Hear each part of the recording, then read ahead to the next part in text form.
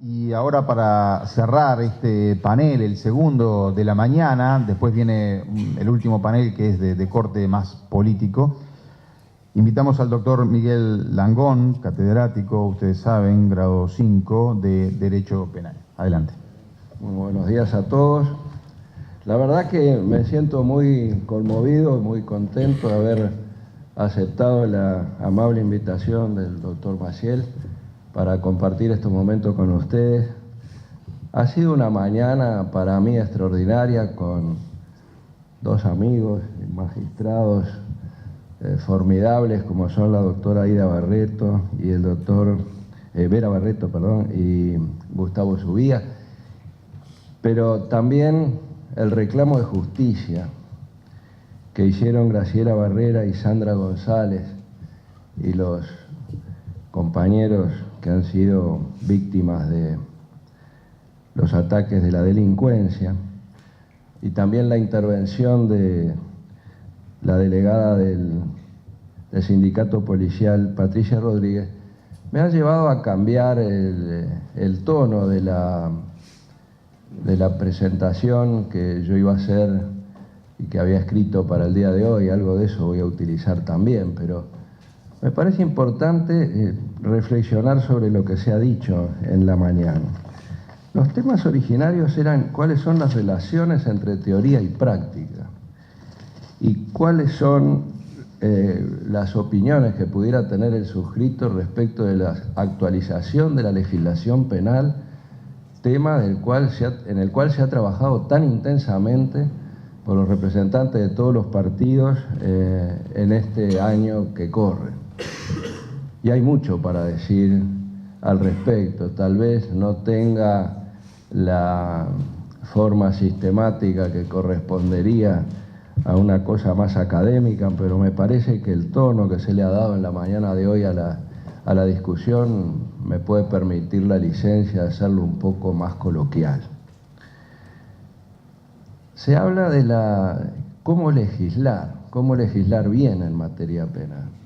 Y quiero tomar un ejemplo que planteó la señora Rodríguez hoy de mañana sobre el proyecto de presunción de legítima defensa por actuación de los funcionarios policiales. Yo entiendo la intención buena de esto, pero también me gustaría decir que a veces, sin pretender con eso ser grandilocuente, simplemente para usar un lugar común, el camino del infierno está empedrado de buenas intenciones. Porque esta es la manera en que no hay que legislar. Hay una discusión académica sobre cuál es la causa de justificación que ampara al funcionario policial. Hay una estricta, digamos, purista, que se puede sostener, y que es que el funcionario policial que actúa como funcionario policial como tal, está actuando en cumplimiento de la ley, por lo tanto rigen para él las normas de exoneración de su conducta, que tradicionalmente se entiende, o que la conducta que realiza el funcionario policial, un funcionario que abate a un criminal en cumplimiento de la ley, en uso de sus funciones, no comete delito de homicidio, es un acto atípico. Y la otra posición, que ha sido la más tradicional, pero que la conclusión es la misma, suele decir que en realidad ha cometido un acto típico, pero que está justificado, que está permitido, que hay una norma de permiso. Yo soy de los que entiende que esta es la causa de justificación, para mí causa de atipicidad. El funcionario que mata, pero no comete homicidio, como el soldado en guerra. El buen soldado es el que mata más enemigos. Por lo tanto, el soldado en guerra tiene como función matar enemigos, diciéndolo en forma sencilla, ¿no? Enemigos en combate, dentro de las leyes de la guerra y todo lo demás. Pero no se puede decir que el soldado asesina, que el soldado es un homicida. El soldado mata personas en cumplimiento de su misión, que es salvar la patria frente a la agresión de una nación extranjera que quiere someterla, hacer hacerle perder su soberanía, etcétera, etcétera. Igual que el verdugo en los países que admiten la pena de muerte, es un funcionario público cuya función es matar gente, no cometer homicidio que le perdonamos. Esa es la discusión un poco académica que hay. Entonces, ¿por qué critico esto? Porque claro, yo digo, también el funcionario policial es una persona humana y como tal, carente frente a la carencia de autoridad, reasumiría frente al riesgo la actitud o la posición en que se encuentra un ciudadano que se defiende, lo cual es una especie de contradicción en términos, porque el ciudadano que se defiende porque no hay autoridad presente. La autoridad presente es el propio policía. El propio policía estrictamente no estaría en situación de defensa, sino en situación de cumplimiento de la ley. O sea que eso, primer cosa, un aspecto teórico que entramos a considerar una problemática tremenda, porque el problema del cumplimiento de la ley es muy grande, si no solamente que va a actuar bajo obediencia debida, obediencia a los mandos, pero también en cumplimiento de la ley con las reglas que nosotros tenemos, que reconoce también Naciones Unidas, de proporcionalidad, progresividad y racionalidad. Eso es lo que tiene que juzgar el juez. Pero además es engañoso ponerle presunciones de legítima defensa, porque le va a dar una falsa sensación de seguridad al policía, porque la ley dice que se presumen los requisitos subjetivos y objetivos de la legítima defensa, cuando él está en otra posición, en una posición de cumplimiento de la ley. Y porque no ha funcionado bien tampoco ni siquiera para la defensa del hogar. La defensa del hogar es lo que durante mucho tiempo se llamó defensa nocturna, y que todavía mucha gente habla de la defensa de noche en el hogar, un poco basándose en aquella disposición constitucional del hogar es un sagrado inviolable, de noche nadie podrá entrar en él y de día solo por orden escrita de juez competente y todo lo demás.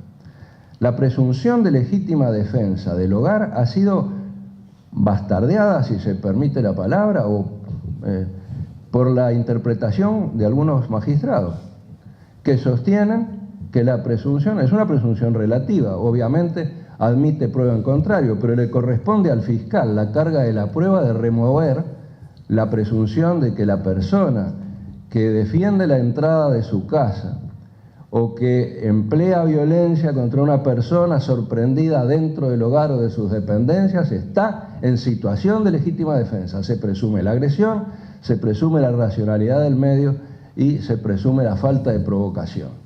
En todo caso, al fiscal le corresponde remover esa presunción legal. Y sin embargo, algunos catedráticos, algunos profesores dicen, bueno, pero en realidad no se presume la racionalidad del medio. ¿De dónde sale? Los tres requisitos, lo dice claramente el artículo 26 del Código Penal. Con esto quiero decir que establecer en la ley la presunción de legítima defensa es una falsa idea, va a dar una falsa idea de protección superlativo, superior al policía, cuando eso no es así. El policía ya está cubierto por el cumplimiento de la ley, no requiere una legítima defensa que funciona cuando no hay autoridad a la cual recurrir, y la autoridad es el propio policía, él está actuando en cumplimiento de la ley, no está en una situación de desesperación.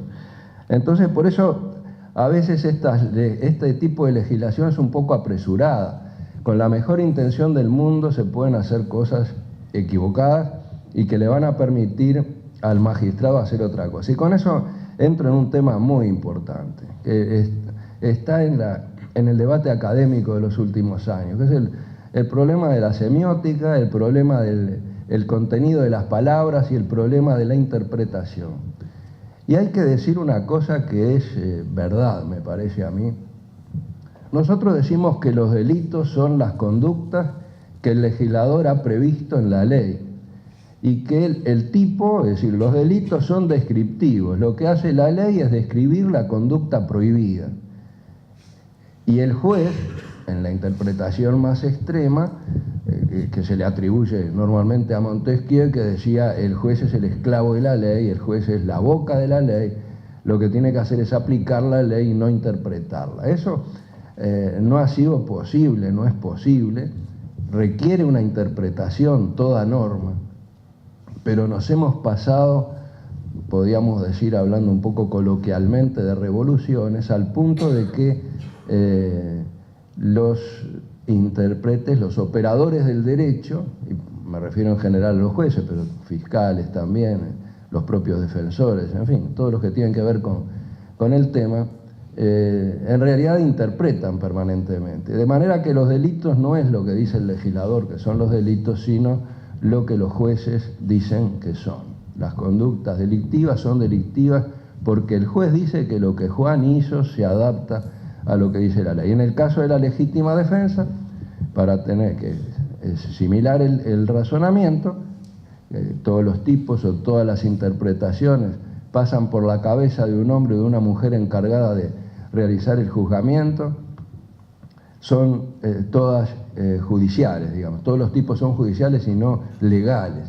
No basta la ley, sino que es la ley interpretada. Y puede haber un intérprete que diga, policía que está amparado por una causa de justificación presunta, o como lo tenemos hoy, la persona que defiende la entrada de su casa tiene una presunción de legítima defensa, pero si viene un magistrado y me dice, pero la presunción no alcanza a la racionalidad de los medios, ya por un argumento teórico, más allá de la prueba que existe y más allá de la gestión que puede realizar el fiscal, que debe realizar prueba positiva que acredite, más allá de una duda razonable, que realmente el individuo actuó en forma irracional.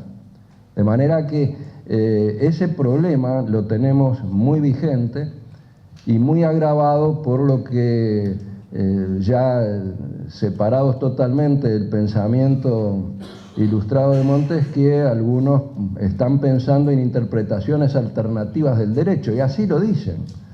Es decir, son magistrados que dicen, la ley dice tal cosa, la doctrina dice tal otra, pero en el uso de mi independencia técnica y de mi libertad de interpretación, yo voy a decir lo que a mí me parece justo.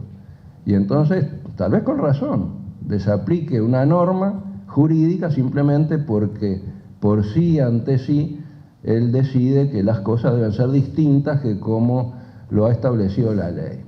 Eso tiene una relación bastante directa con el primero de los temas que nos habían propuesto para hablar, que era la relación la diferencia entre la práctica y los hechos. Estamos en una situación en que hay que tratar de que los hechos se compadezcan con los dichos y nos dejemos de muchas hipocresías, algunas de las cuales aparecían en la exposición del doctor Subía con toda claridad. Cuando estamos planteando una relación, por ejemplo, de la prisión preventiva, tenemos que tener claro qué es lo que queremos hacer, como decía él, cuál es la finalidad que se busca.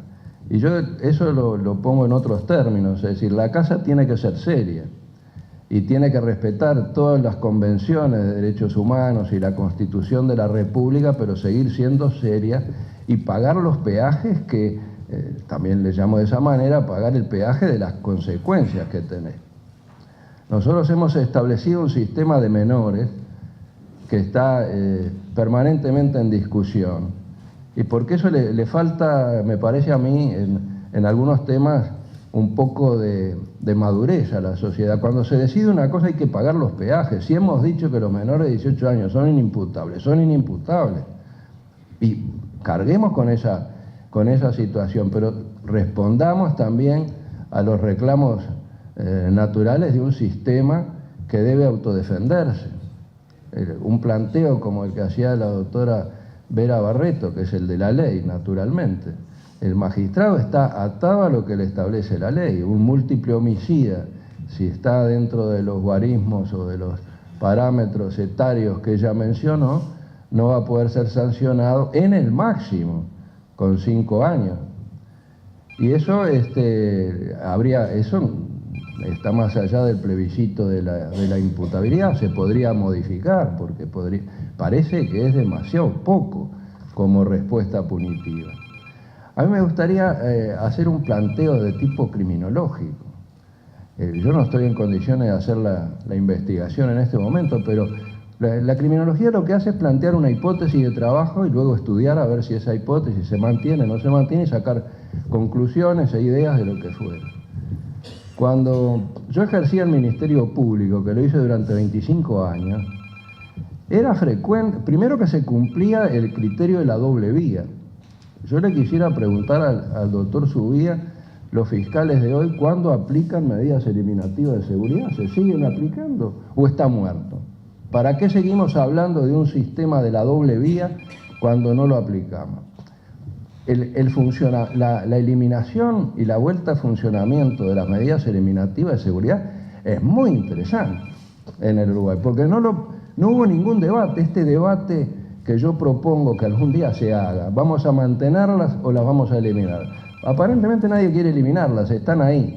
Sin embargo, en 1985 se eliminaron de un plumazo las medidas eliminativas de seguridad, que eran el bastión o la base ideológica del Código Penal de 1934 de Irureta Goyena. Al delito se responde con la pena, a la peligrosidad se responde con medidas.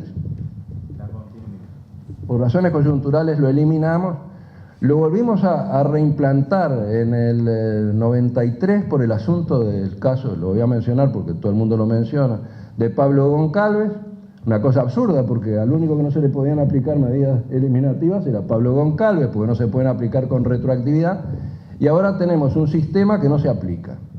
Las medidas eliminativas de seguridad, cuando yo le decía cuando yo era fiscal, era normal encontrar gente en la cárcel que no había salido nunca, ni en salidas transitorias, ni para nada, eventualmente al velorio de la madre lo habían dejado salir, además de las hospitalarias, pero no salía para trabajo, no salía para higiene sexual, no salía, estaba preso, porque estaba condenado, y podían estar 25 y hasta 30 años. Yo llegué a ver, por ejemplo, al asesino de Gustavo Volpe a los 30 años, estuvo 30 años, efectivamente, por un solo homicidio, terrible, lo que fuera, que se hizo paradigmático también, modélico, etcétera, etcétera. Entonces, ¿qué sistema queremos? Eso tenía consecuencias. Ahora, el caso de Goncalves, seguimos, tiene a los 23 años salió. La hipótesis sería, ¿cuántas personas están recluidas por más de 20 años? La pena máxima en el Uruguay son 30. Hemos establecido la ley de la media pena. Con media pena tiene derecho a salir. La Corte prácticamente, la Suprema Corte de Justicia, está obligada a ponerlo en libertad con el cumplimiento de las dos terceras partes de la pena, que fue el caso que se descubrió. De manera que en 30 puede salir a los 15 y debe salir a los 20. O sea, estamos con una reducción muy grande, sin perjuicio de la libertad condicional, que tiene el efecto de impunidad. Entonces, en un país serio, la libertad condicional puede funcionar en cuanto funcionara realmente como espada de Damocles, porque eso puede tener una eficacia preventiva. A primarios, etcétera, le aplico una pena, no se la hago efectiva, salvo que vuelva a delinquir. Si vuelve a delinquir, lo primero que se hace es que cumpla la pena. Y vamos a eliminar por el Código la prisión preventiva.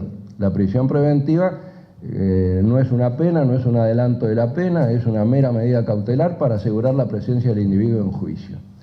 En los casos en que por excepción, por la gravedad del crimen o por lo que fuera, riesgo de fuga, de alteración de los medios de prueba y demás, lo pongamos en prisión preventiva, el juicio debe producirse muy rápidamente, de inmediato. El derecho a ser juzgado en un plazo razonable o a ser puesto en libertad, lo dice el Pacto de San José de Costa Rica, la Convención Americana de Derechos Humanos. Pero entonces no los ponemos en prisión preventiva, pero cuando los condenamos, la pena se debe cumplir. Efectivamente, si son 2 años, 2 años, si son 3 años, 3 años. Porque la casa tiene que ser seria y hay que pagar los peajes que el sistema exige. Muchas gracias.